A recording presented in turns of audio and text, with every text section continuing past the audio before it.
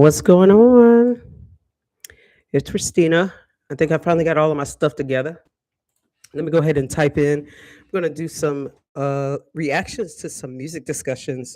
I'm finding it quite interesting that folks are saying that discussions on music just in general have died down. So I'm going to take a look at some um, video essays and some opinions here to see what they're talking about. I just noticed this today. um, because I do love talking about music. I rarely talk about music to non-music lovers, but there's a few people in my life that understand the history of music and um, get references of pop culture and stuff, which I just some of my favorite conversations. So, anyway, I'm not going to do a whole lot of rambling. I'm just glad that this mic is working, and I'm going to go ahead and type in here, and then we'll get started. Give me one second.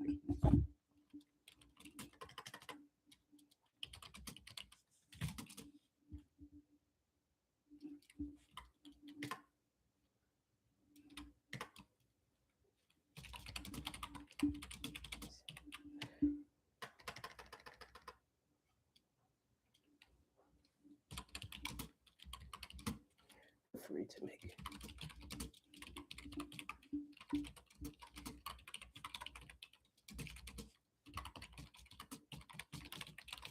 This is free flow.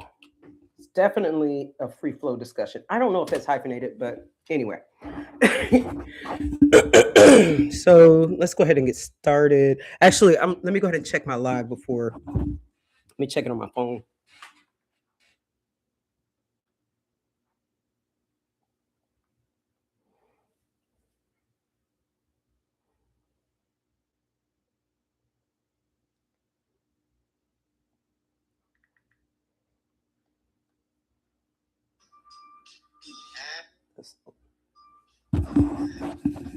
Test. Test. Okay, good.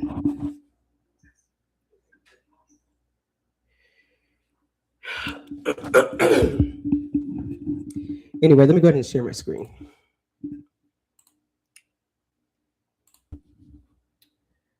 So the first one I wanted to talk about was this video where they were talking about music discussion and disclosure is dead. So Hey everyone, Destiny Corstano here with the internet's busiest music nerd. Hope you're doing well. I wanted to address a kind of interesting post I've read it recently with somebody asking whether quality of discussion on the topic of music has gone downhill, noting the tier list boom as being like a moment where it's sort of like nosedived. And this poster was actually also asking those who might be older to sort of like, dig into their memory banks and actually assess whether or not things were better a decade ago. It's kind of funny to think about the answer to this question, especially within the time framing given in the original post, because 10 years ago at this point was 2015, which in terms of the progression of online music. Okay, I just want to say this just in general. I like the tiers, but if it's done correctly, I don't mind seeing different levels of musicians and singers. I think that the recognition of talent and the instant gratification of it all, particularly since AI has been booming, there is not a real appreciation for musicians unless you live in a city where there's a lot of live music and there's a lot of culture involving music and performances. If you live in a small town that may not have live music, or you may live somewhere where you have to do a lot of traveling to see your favorite artist, you may not appreciate it. I mean, that's just like one take. I hope that makes sense, but I actually enjoy the tier lists.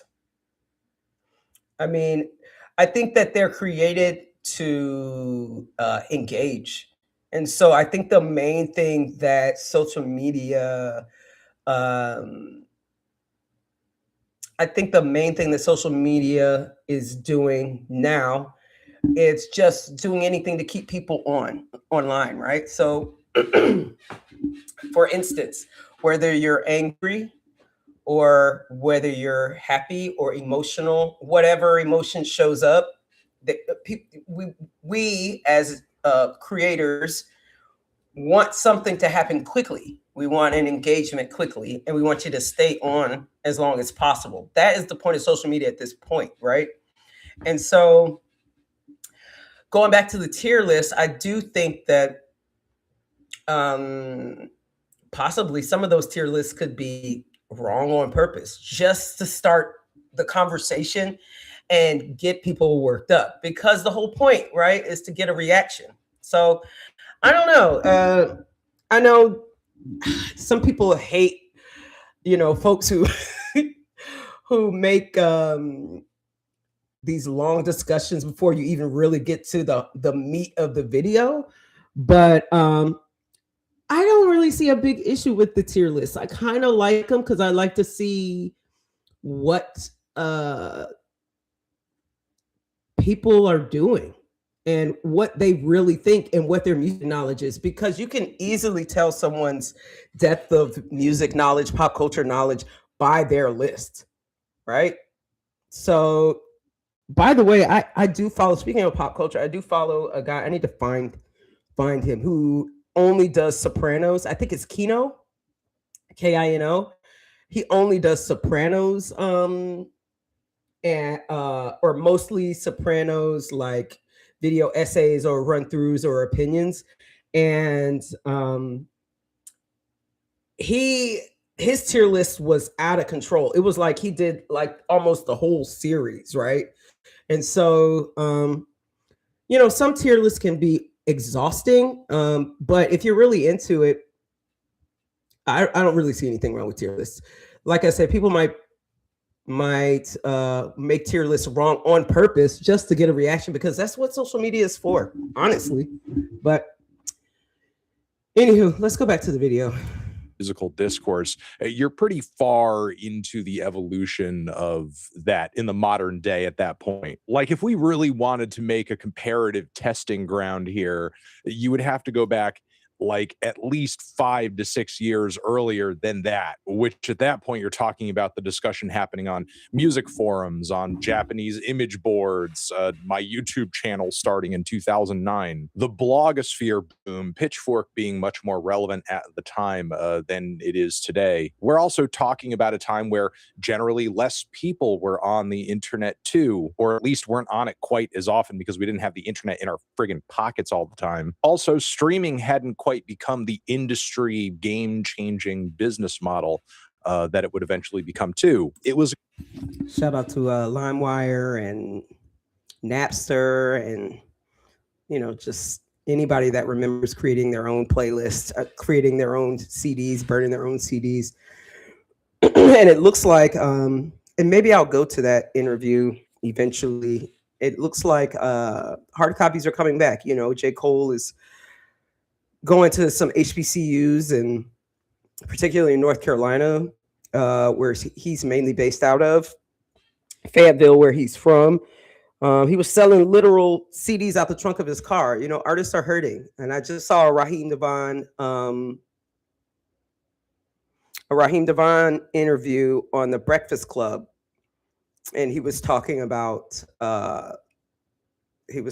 selling hard copies and how artists only get a fraction of a cent for every stream on Spotify, which is wild to me. If I went to work, and because I'm in the medical field, I'm a nurse practitioner, if I went to work and somebody tried to tell me that I would get a fraction of a cent for hours and hours of studying, hours of what do they say? 10,000 hours to become a professional of anything, 10,000 hours of practice, and you're only going to give me half a cent to sample. That's wild to me. But yeah, hard copies are coming back. So, but where he's at right now, I have no idea where he's going with it because I need to just let this man talk. But yeah, I think it's interesting to even have the conversation prior to streaming because sometimes I forget that there was a time before that. It's wild. Sometimes, I mean, it's unfortunate. It's a Sometimes I forget. completely different paradigm for music discussion and consumption, with a lot of mainstream discourse and consumption still being relegated to traditional media and stuff like that. A lot of the music engagement that was happening in these sort of like small communities online, be it on a 4chan or Reddit or a random message board somewhere, or a blog or a small up and coming music review site, the discourse generally was more interesting. The music curation tended to be a bit more adventurous too, because generally speaking, the communities around all of this stuff were much smaller, much more manageable and localized. The people who were there engaging in the topic were really truly the heads and the most passionate and the people who've like, obsessed over this stuff the most. However, I was there, and I'm not trying to paint this moment in time as like, this perfect slice of history when it comes to music discussion and consumption. These forums and communities, in my opinion, had their limitations too, tended to sometimes be very toxic, very aggressive, very dismissive, very elitist. Yeah, gatekeeping. That's what he's saying. I mean, if you only have people who are experts in that field only allowed to give official discussions and opinions, number one, they're going to want to be the exclusive person giving those opinions in whatever area that they're giving them. And I was just having a conversation with a colleague about this. When you are at that level and you still have time to grow in your career, you don't let anybody come up behind you. And you damn sure don't let them surpass you. So, yeah, I can understand them being some mean girls and boys back in the 80s. You know what I'm saying? Or any type of era where you had to wait and people really, really looked for that person's opinion on music. It reminds me of Siskel and Ebert with the movies, right? We used to wait to see what they had to say. Now anybody can give an opinion. I mean, hell, I just gave an opinion on one of the Tyler Perry movie that recently came out. I've never made a movie in my life, never been to a studio, never did any of those things. But that's the thing about social media. Like, people have their opinion and they're going to want to share it. The issue is, how do you deem a person a professional? Is it their degree? Is it their overall knowledge? It's not like there's some sort of certification you can get. Like, I'm assuming, I don't know. Is there a music enthusiast certification, or is it if you get like a master's in music education? If you're a music teacher, if you are a musician, a career musician, does that give you the right to officially give the opinions? Because the thing about music is it's made for the masses, supposedly. The more people that consume it, the better to that artist. So it's kind of hard to understand why it would be an issue for folks like myself who are not. I was never in the music industry. I mean, I was a musician. I played sax for like 20 years. I just bought a new one. I haven't played in a long time. So I'm going to have to redo lessons. But I mean, I don't know. Is it such a bad thing that the people who are discussing music are not necessarily musicians, or um, did not go to school for that, or maybe not a journalist, um, or broadcasting or anything like that. I wonder, because now anybody can do anything. That's the age of AI, right? The music. I downloaded Suno my damn self, made a couple of hits, wasn't too bad. Anyway, I don't want to. I don't think I'm going to stay on this too long, but I want to know range of taste and what he's. albums and artists discussed sometimes could be kind of limited with a lot of like meme-based discourse around certain projects. I can't tell you how many times I've seen like neutral milk hotels in the airplane over the sea posted over and over and over and over and over. I mean, look, if at the time I thought all of these platforms and general music discourse during this point in history were like totally and completely perfect and fine and a-okay, that it couldn't be improved upon in any way whatsoever, I wouldn't have started my YouTube channel. I would have just been like, no, this is good. We don't need anything else other than this. Because also at that time, I found some of the hype cycles that were being endorsed and engaged in during this period to be kind of boring. I thought that there were a lot of great artists and albums and sounds that were out there that were worth engaging with, that were being overlooked. Yeah, they were being I thought missed. that a lot of music discourse and reviews and analysis tended to be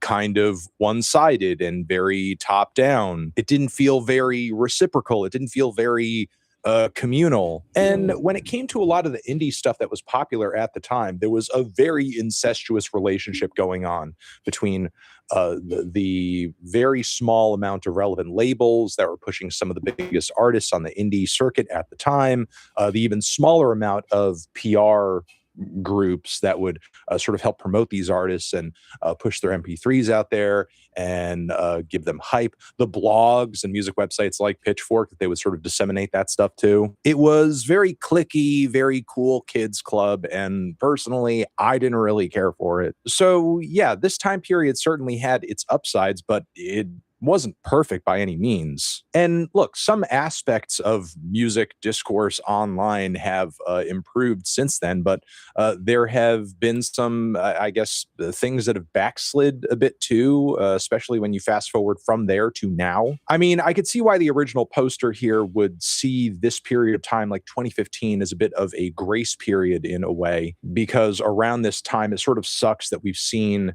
the deck so chock full of bots as they are now, with there still being some music websites and blogs of note operating that were doing good stuff. Algorithms weren't quite homogenizing everyone's.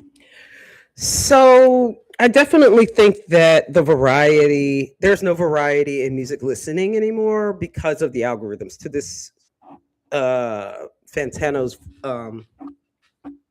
point, it's really, really, really hard to get new music that's not in a genre that you normally listen to, even on YouTube, Spotify, any platform. You know what I'm saying? Any social media. The whole point is to get you to. We're going back to the conversation that I had earlier, and I will stay on this conversation. Probably it will always come back, because the point is to stay on the platform and or app and or whatever as long as possible, whatever it is. If it's really bad music, it's bad on purpose. It's bad on purpose. Some things are so bad you have to watch it. If it's your music along your lanes, they don't want you to step out and try things, because if you step out and try things, you possibly will be like, this is BS, and let me cut this crap off or whatever, and then you just go on and do something else or move on to another app. That's the whole point. We want you to stay on the app. When I think about what I know about the music industry, which is not a whole lot, just enough on the surface has been exposed to know that there is a lot of unfair marketing. I don't know if that's the right word. Those are the right words, but pushing songs that may not necessarily be hits, pushing albums that may not necessarily be hits, pushing artists that may not necessarily have talent. But, if you have a machine backing you, sometimes that's all you need. When I say machine, I mean, a marketing machine. So I totally understand like where he's going, saying, hey, this stuff isn't fun anymore. It was already clicky to begin with a whole bunch of people who thought they knew everything, and only certain people had a right to give their opinion on music. And so I'm understanding his point. I guess at this point, anybody can make an opinion. As I said earlier, make a opinion on any art, and it's very rare that people are going to step outside their lane, because that's the way it's designed. Like, as YouTube creators, we can't even step outside our lane. When we do, the views plummet. We're supposed to stick to our niche, stick to our lane. It would really, really, really behoove YouTube or a lot of these platforms just to try to see what happens when you're not having these people just stick to the same stuff over and over again, because it's just like mass production of the same stuff. But again, if the people like it, the people like it. So, I mean, I think a lot of people like seeing themselves. There is an air of narcissism in the US like no other. And so, I don't see it stopping anytime soon. That's the part. Taste at this point yet. Playlists weren't so goddamn loaded with AI bullshit. Again, this time period of music discourse on the internet was definitely more manageable, and I think there was like some good stuff coming out of this in terms of like artists that were worth championing and being excited about, both in the underground and the mainstream. And look, current day, the music and arts community, for all of its flaws, I still think is putting out good stuff. However, I don't think this post is wrong in assessing that things are not in a great place right now. However, I wouldn't really attribute that to much else other than the fact that the platforms that this discourse is happening on right now at this moment just suck fucking ass. And a lot of the platforms that people discover music through right now suck ass. In terms of like user experience and what you're actually being recommended and exposed to, Spotify is worse than ever, with again more limited algorithmic recommendations, blander playlists loaded with fake music. The algorithm is getting more aggressive in terms of like herding people into certain songs and trends and singles and so on and so forth. Any given social media platform where there's a decent amount of music discourse going on at any given moment are objectively worse too, in terms of, again, dealing with spam, dealing with crap, dealing with bots, dealing with comment sections that are engineered to basically show you the dumbest and most offensive and most controversial content and comments first, basically erasing any chance of like a thoughtful discussion or analysis of anything happening, as you're pretty much guaranteed to not be seen by anyone once you start trying to do that. Like, none of these platforms are designed to foster. So that, as an aside, that's why I actually restarted being more consistent with my YouTube channel, because I realized the quality of music had plummeted. We really, up until maybe, I don't know, I'm 43, and I know every generation says this, but geez, the music that I was exposed to, the pop culture that I was exposed to, the major events that happened prior to me and during my upbringing, they're etched in the brain of many people in society, in history, and it's glanced over every day. And I like to revisit things, and also what I realized as I got older was that the marketing that I was talking about, that I was referring to, and how you have a machine behind you to be able to push whatever project, depending on how many people you have, how much money's involved, what your contract looks like, what type of pull you have, who's on your side. there were so many artists that got overlooked, and there is so much music that as much music as I know, there are so much music that I have no idea about because I was focused so much on radio and what was on radio, not knowing the hurdles and the heartache and the manipulation and crooked shit was happening to get stuff on the radio, right? So I definitely think I kind of stopped listening to newer music during the pandemic. I was really revisiting music that I hadn't. I mean, I was going into like old Donnell Jones. I was doing like R&B. For some reason, I was really into R&B during the pandemic, which when 90s R&B was out, I was more listening to 90s pop radio. And so, I was more like Four Non Blondes and Alanis Morissette, things like that. So it's refreshing finding new music that's old, finding singers that I didn't know about, that didn't get a lot of shine, and also looking in retrospect to see kind of like, okay, for instance, A. Marie and Beyonce. I thought they were on the same trajectory, honestly.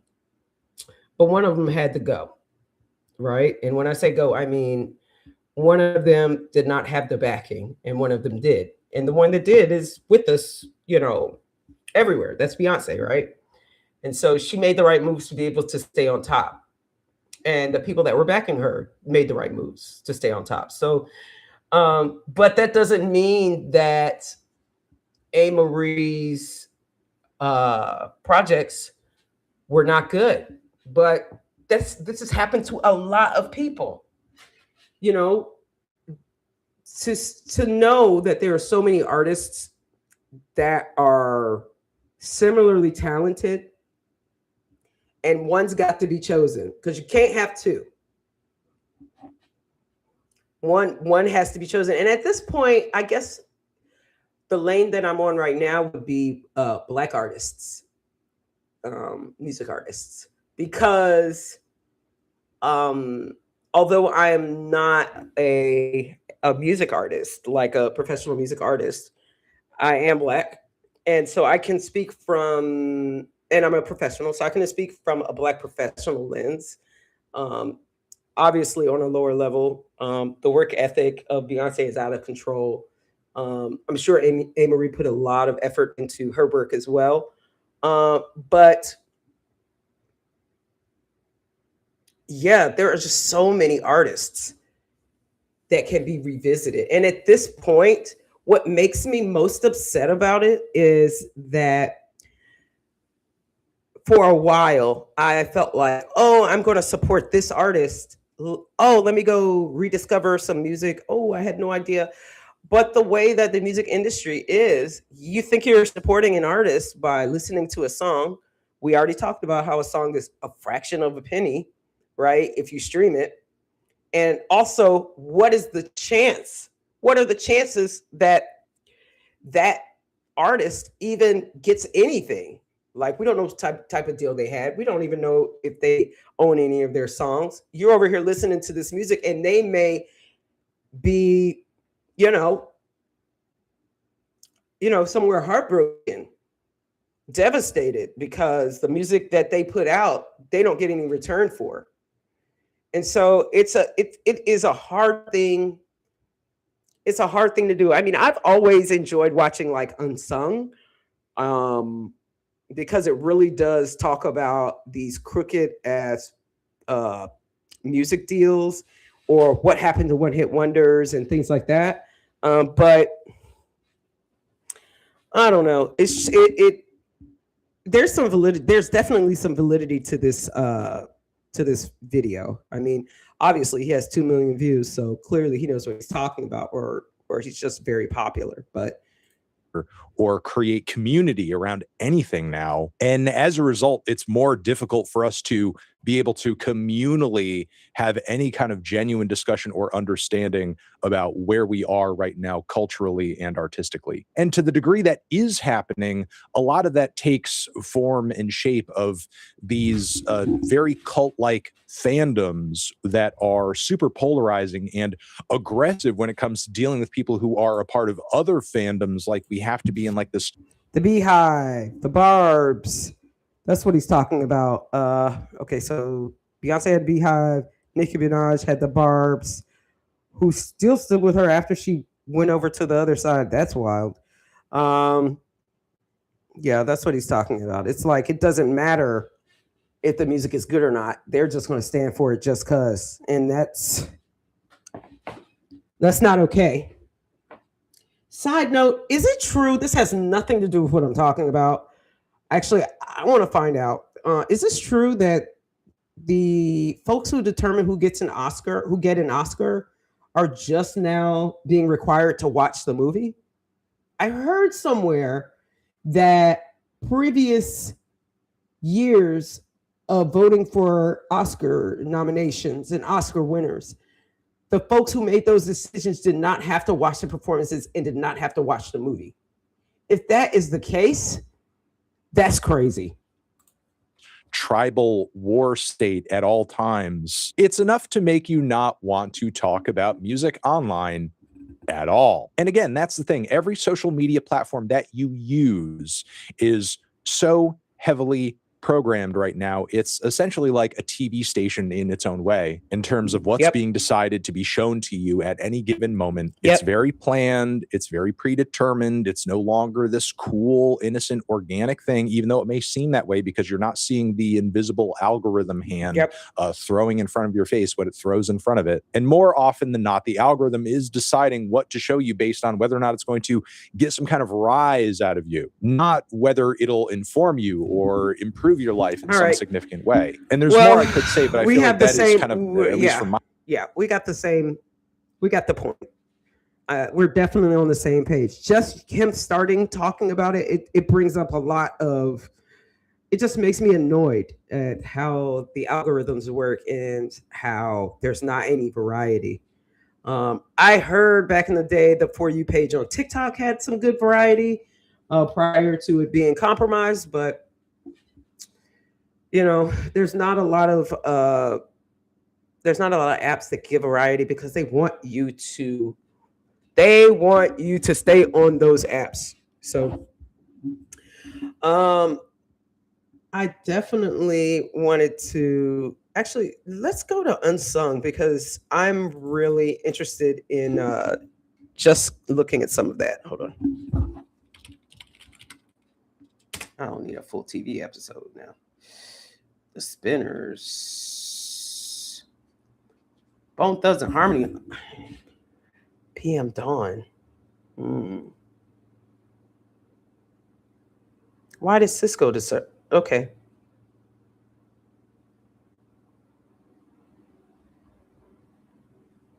All right. From our understanding, it was Will Smith featuring Drew Hill. But when we got there, it seemed like it was all in the cards for it to be Will Smith featuring Cisco. You back to just being here just for the sake of being here. Wait a minute. That was basically my departure.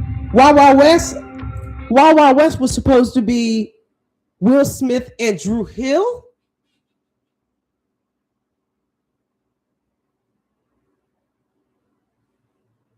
Damn.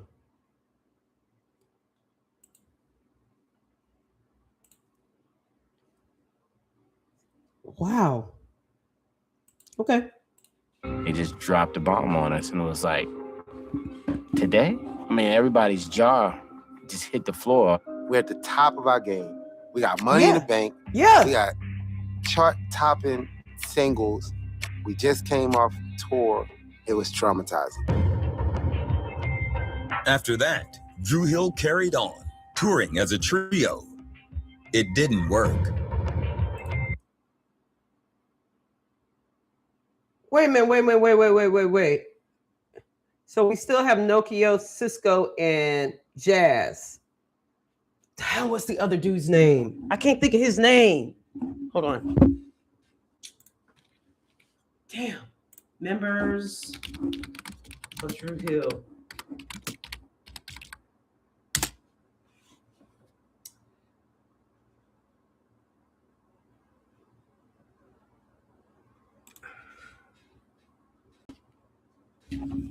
Members of Drew Hill. Woody. That was Woody. So Woody left because of that? Okay. I mean, I'm not mad. Wait a minute. So you saying what? From our understanding, it was Will Smith featuring Drew Hill. But when we got there, it seemed like it was all in the cards for it to be Will Smith featuring Cisco. Once again, you back to just being here just for the sake of being here. And that was basically my departure. I'm over here looking up the man's name, and it clearly said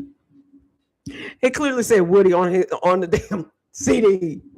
I was just so shocked about the reason that Woody left. I didn't know that. Damn, I might have to clip this. Today, I mean, everybody's jaw just hit the floor. We're at the top of our game. We got money in the bank. We got chart-topping singles. We just came off tour. It was traumatizing. After that, Drew Hill carried on, touring. Can I tell you? I didn't realize Woody was gone. After Wild Wild West, I didn't realize it. Had no idea. As a trio, it didn't work. The crowd started dwindling. As many people weren't coming to see Drew Hill perform. I think it was a direct cause and effect of what happened with Woody. It was just not the same. I mean, for a 4-part harmony. Yeah. I was going to say, it ain't going to be the same. 3-part harmony to 4-part harmony are totally different harmonies. Remembers. So after that, I came to the label. I wonder what part Woody sang. And I was like, yeah, we're trying to jam this new like if he version was of Drew Hill down their throat. A baritone. And we got this kind of open window. I want to do a solo album. This thing right here. Did Cisco always have a cut on his face? And Cisco delivered. What happened to Cisco's face, y'all? What happened to Cisco's face? Wait a minute.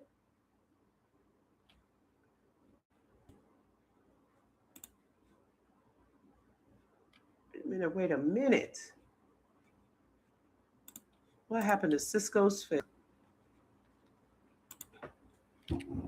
What happened to Cisco's? I don't know how to spell his names.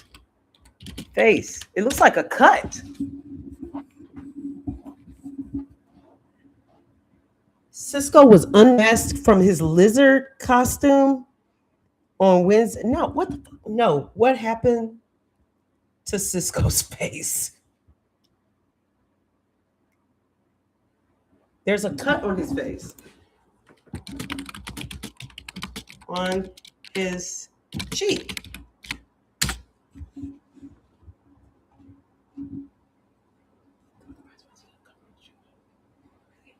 Stop listening. Get ready for a deep dive. No, I don't need a deep dive. I just want to know what happened to his face. Does anybody know what happened to Cisco's face and why he has a cut there? Does anybody know? Does anybody know? Let me ask AI. No, not email. Cut on his cheek.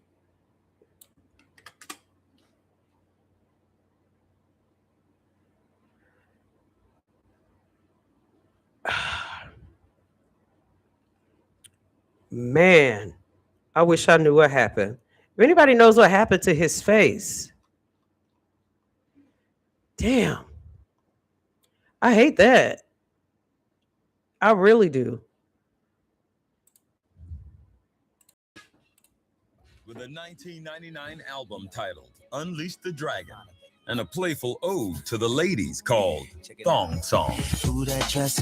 Nah, Woody knew what was up. Woody saw the writing on the wall, actually, and dipped out. And then it was 3, and then he came out with Cisco by himself. Without you, girl, my life is incomplete.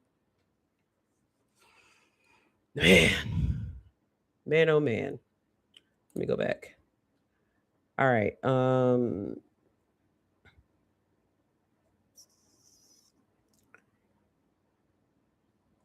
Teddy Riley clearing his name. Tonight we have a very, very special guest in the house. He's bad. He needs no introduction. Come on, Steve. Is that a wig? Ladies and gentlemen, Teddy Riley in the house.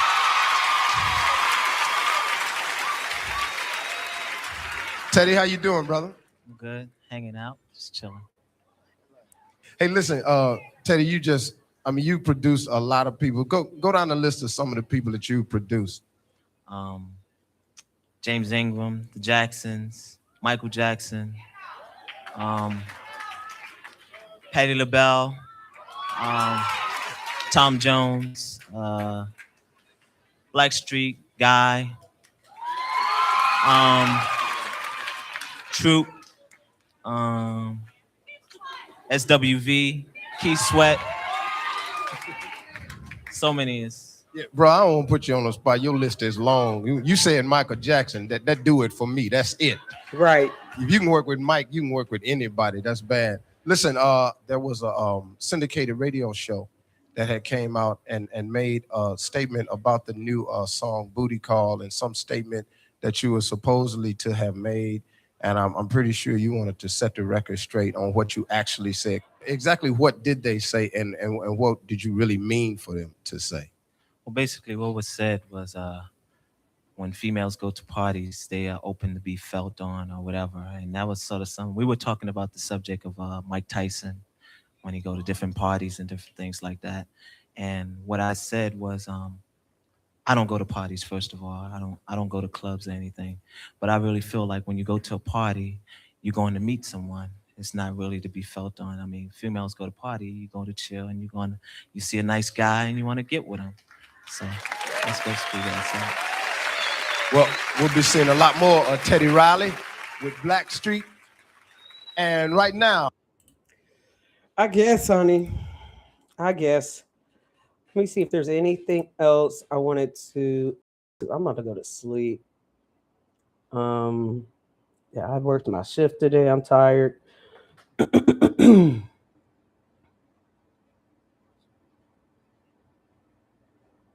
I wonder if they'll let me do Jump to It. Let me see. Let me see if they'll let me do it.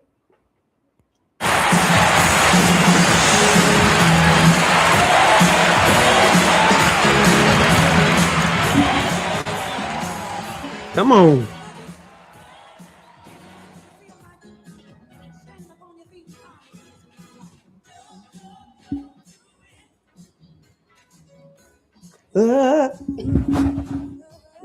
Let me let her sing it.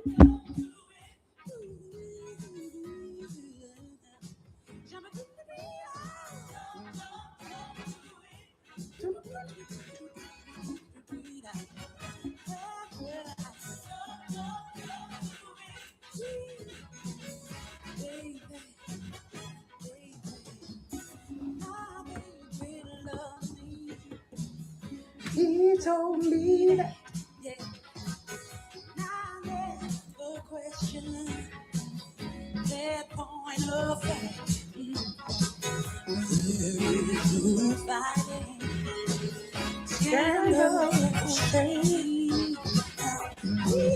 You know what?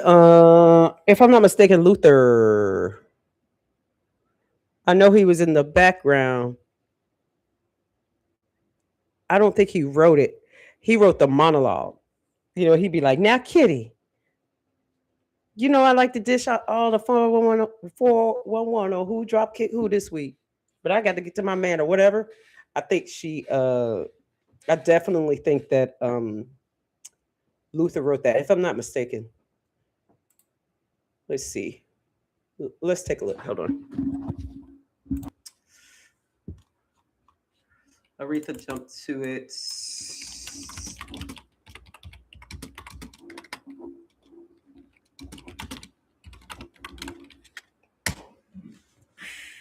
Luther Vandross and Marcus Miller. Yeah. Yeah. When you think about it, it really does sound like them.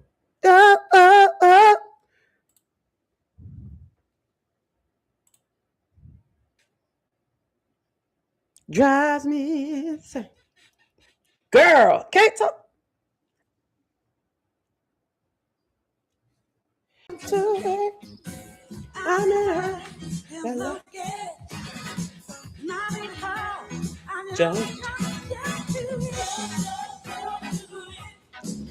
Let me stop. I don't want to get a flag. You know, I love a good monologue.